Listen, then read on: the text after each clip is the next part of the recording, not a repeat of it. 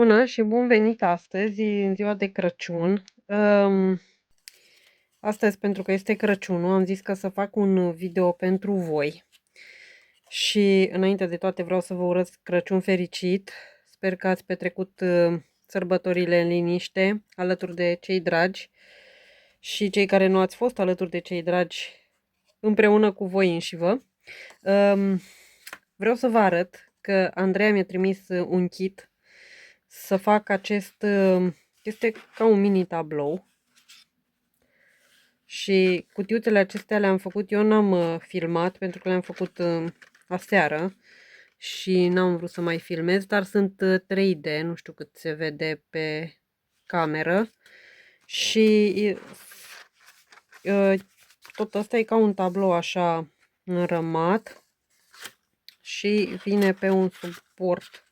Nu stă el chiar extraordinar, dar când o să ajung la Sibiu o să-l încerc să-l lipesc mai bine. Însă arată super, îmi place tare mult. Mă gândesc sincer să-l fac un jurnal, să-l transform într-un jurnal și o să văd și ce idei îmi vin.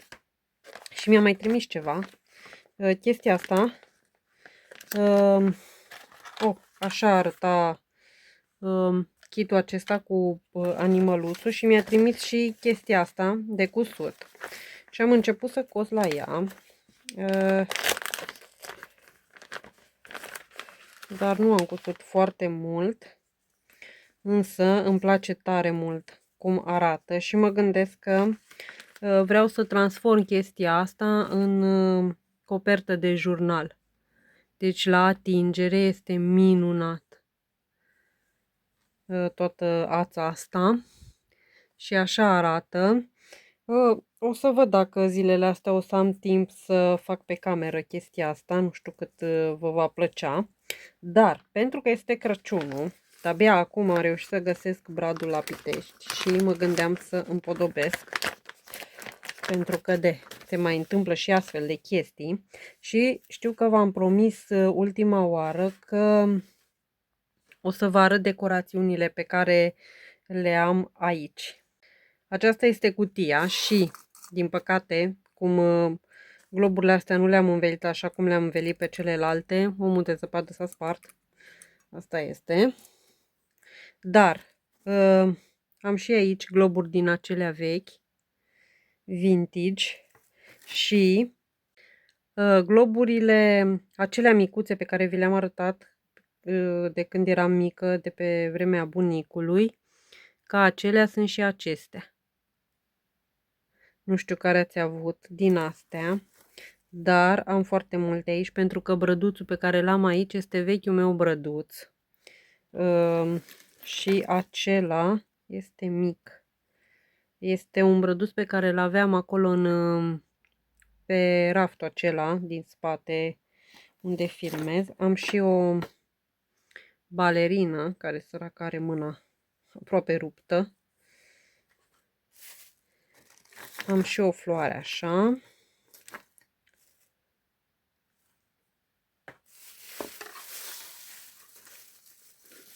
Și globul acesta. La Sibiu am pe auriu și pe albastru. Iar un alt glob micuț care e în ton cu acestea. Am chestiile astea, nu știam unde sunt. Erau aici la Pitești și se învârt foarte frumos.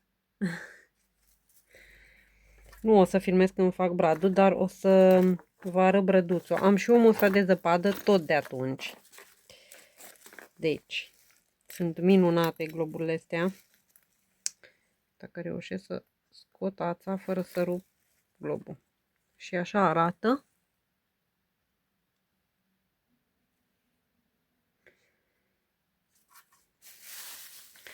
Apoi îl mai am și pe acesta.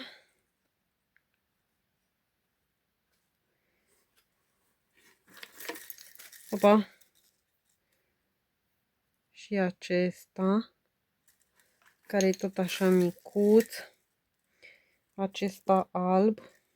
Toate astea sunt vechi, cred că foarte puține sunt noi. O chestie din asta am și la Sibiu. Aici, ce era în punga asta, cred că globul acela spart. Acestea sunt noi, care nu au niciun fel de sclipici. Și ăsta. Este nou. În schimb, ăsta este tot de atunci și nu știu, sincer, cum a rezistat. Dar priviți cât este de frumos. Este superb.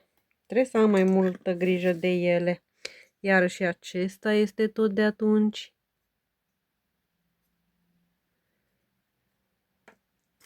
Aceste felinare, nu știu câți ați avut chestiile astea, felinarele de genul ăsta. Știu că foarte mulți aveați clopoței. Aceste conuri de brad și e și ăsta.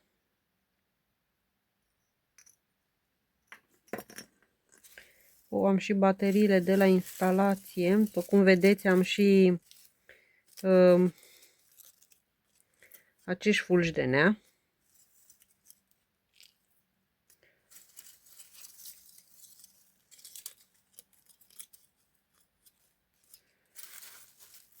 Foarte mulți, tot felul. Nici nu mai sunt intact săraci, că sunt de foarte mult timp. Așa. Mai e și acesta.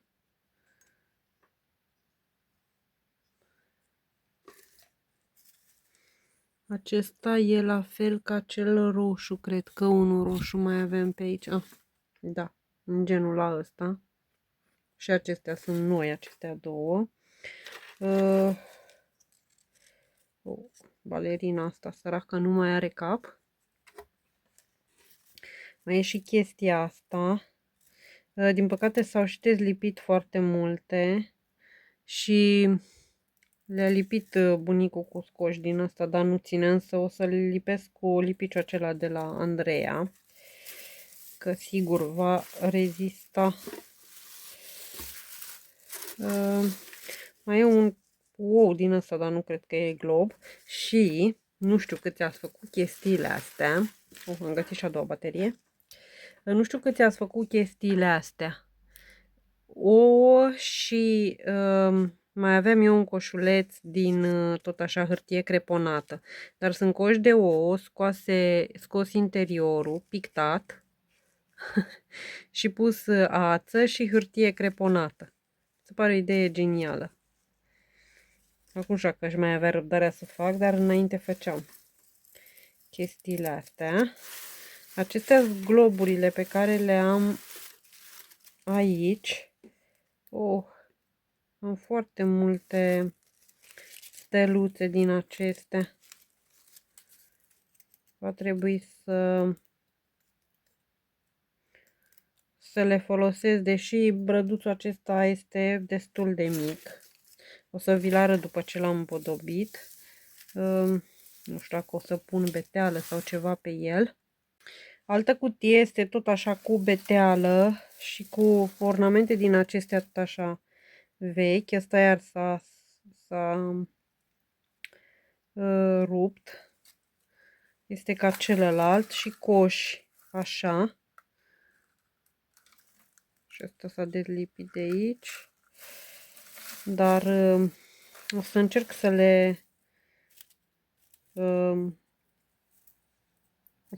le lipesc, să văd cum reușesc să le lipesc. Și acesta. Și acesta. Nu era nu știu ce, dar pe vremurile alea însemnau mult. Iar ăsta este ca o beteală așa. Și se pune pe la uși. Nu știu dacă o să o pun acum. Cam atât. Cred că am și foarte multă beteală. Mai e și din asta care așa se punea pe brad, dar nu mai am răbdare să o pun.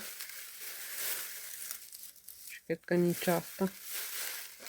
Erau prin anii 80-90 astfel de betele. Nici asta nu mai are. S-a desprins și ea.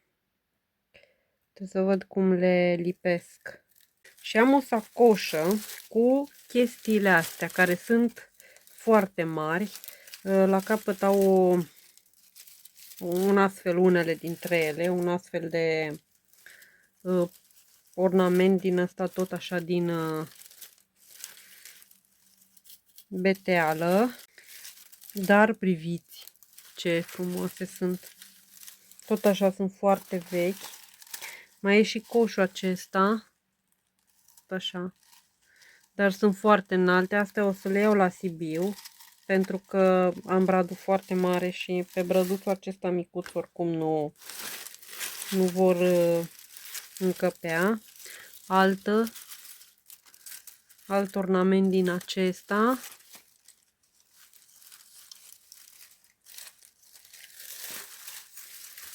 Încă unul. Și toate au chestiile astea la capăt. Ca să le trag în jos, mă gândesc. Așa. Pentru că v-am promis că vi le arăt și le-am tot căutat. Am crezut că le-am la Sibiu, dar nu, se pare că nu le luasem.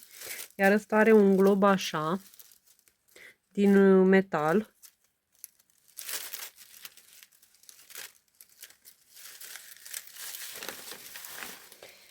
Apoi mai este și...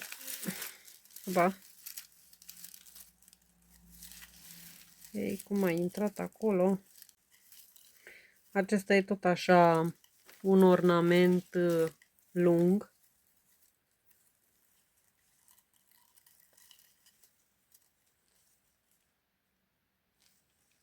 Dar arată foarte bine.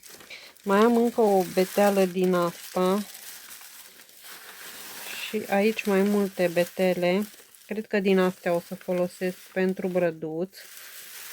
Că sunt mai ușor de pus.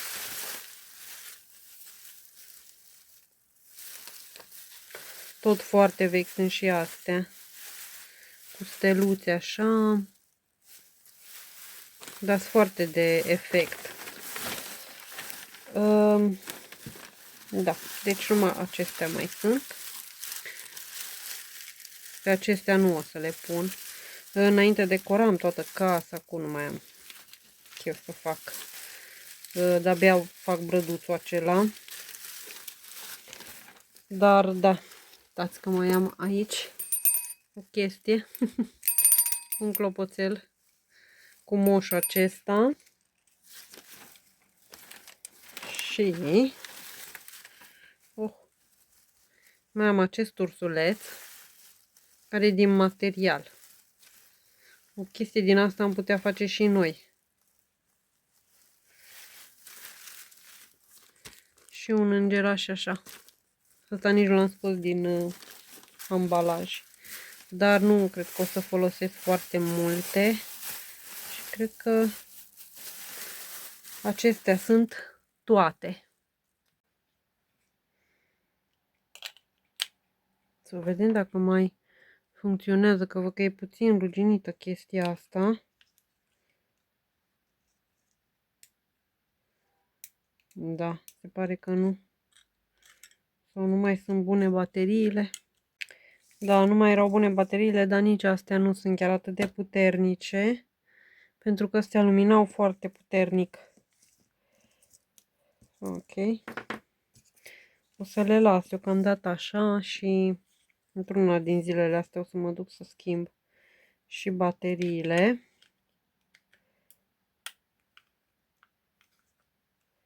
Da, nu știu cât vor rezista ele. Și vreau să vă arăt că tot căutând brăduțul am găsit această pungă cu foarte multe chestii pe care le țineam eu. Nu știam de ce. Dar acum știu de ce, pentru că voi face jurnale din toate chestiile astea. Am găsit o pungă așa, asta e de la Stelman, dar hârtia este foarte groasă și are așa un sunet plăcut la atingere, așa că mă gândesc să fac din ea un jurnal și o să o pun pe deasupra material, că am destul de multe materiale.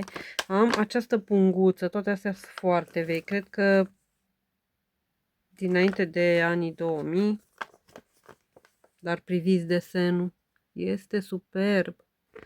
Superb. Și mă gândesc că anul viitor aș putea să folosesc o astfel de punguță pentru a face calendarul de advent, pentru că, sincer, mi-a plăcut tare mult. Problema mea a fost că n-am știut să gestionez foarte bine toate crafturile astea, de asta pentru mine a fost destul de copleșitor, dar ia priviți ce frumos! Deci vă zic că anul viitor o să fac chestii frumoase, iar asta este de Paște și arată așa.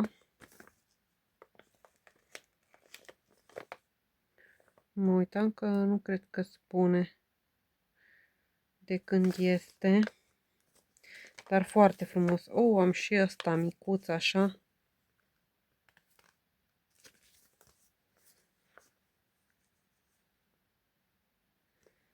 Tare drăgălașe.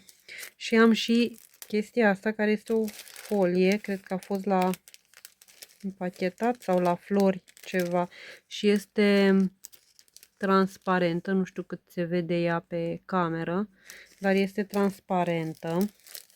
Și mi-am găsit că am fost fan Andrea Bocelli și încă sunt fan Andrea Bocelli, dar am fost în fan clubul italian al lui Andrea și în fiecare lună îmi trimiteau câte o scrisoare și îmi trimiteau și poze, iar acestea sunt de la fan clubul italian.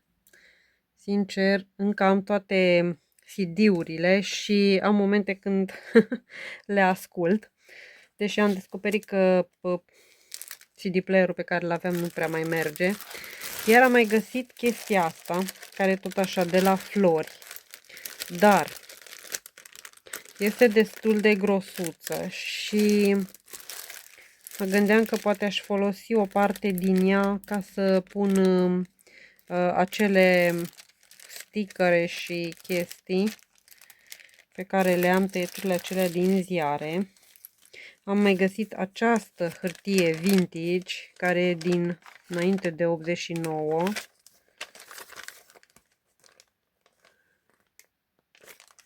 În care au fost împachetate păpușile Andrei. Aici o agenție de turism. Am și punga aceasta, tot așa, foarte veche. Nici nu se mai văd culorile foarte bine. Și pe spate arată tot așa. Am și chestia asta, tot așa. Ia, priviți ce frumusețe.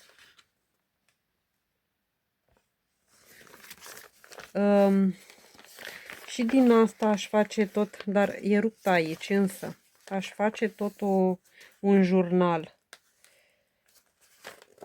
Sau aș putea să o tai și să o folosesc în colaje. O să văd ce îmi vine în minte.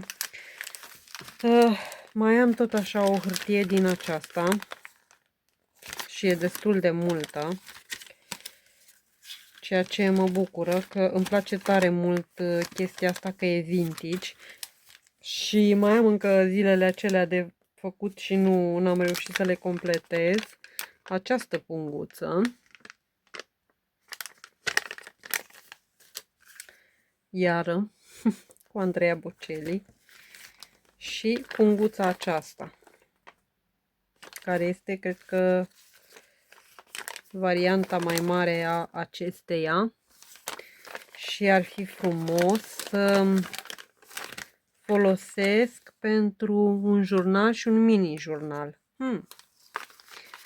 Să vedem ce ne trece prin minte anul viitor. Dar da, și chestiile astea o să le iau la Sibiu, să văd unde le mai pun. Însă, unde e?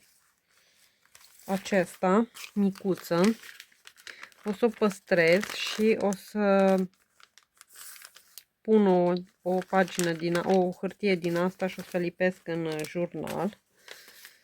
Așa că avem de lucru în acest an.